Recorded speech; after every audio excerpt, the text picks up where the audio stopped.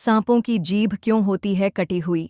ये तो हम सभी जानते हैं कि सांप की जीभ आगे से दो हिस्सों में बटी हुई होती है, किंतु ये ऐसी क्यों होती है, इसका वर्णन महाभारत में उल्लेखित है। वेद व्यास रचित महाभारत में इससे संबंधित एक बहुत ही रोचक कथा है, जो इस प्रकार है।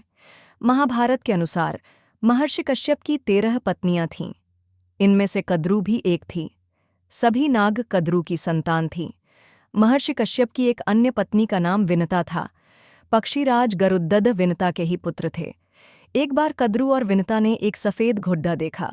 उसे देखकर कद्रू ने कहा कि इस घुड्डे की पूंछ काली है, और विनता ने कहा कि घोड़े की पूंछ सफ़ेद है। इस बात पर दोनों में शर्त लगी।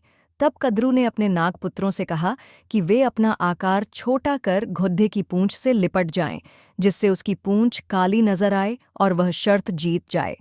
कुछ सर्पों ने ऐसा करने से मना कर दिया। तब कद्रू ने अपने पुत्रों को श्राप दे दिया कि तुम राजा जन्मेजय के यज्ञ में भस्म हो जाओगे। श्राप की बात सुनकर सांप अपनी माता के कहे अनुसार उस सफ़ेद घुड्डे की पूंछ से लिपट गए, जिससे उस घुड्डे की पूंछ काली दिखाई देने लगी। शर्त हारने के कारण विनता कद्रू की दासी बन गई।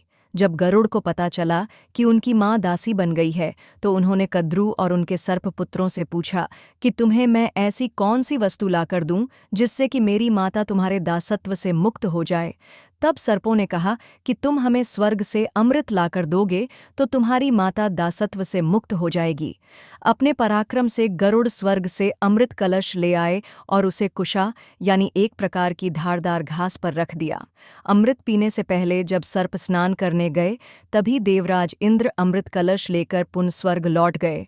यह देखकर सांपों ने उस घास को चाटना शुरू कर दिया जिस पर अमृत कलश रखा था। सर्पों को लगा कि इस स्थान पर थोड़ा अमृत का अंश अवश्य होगा, लेकिन घास नोकीली होने के कारण सभी सर्पों के जीभ के 2 टुकड़े हो गए।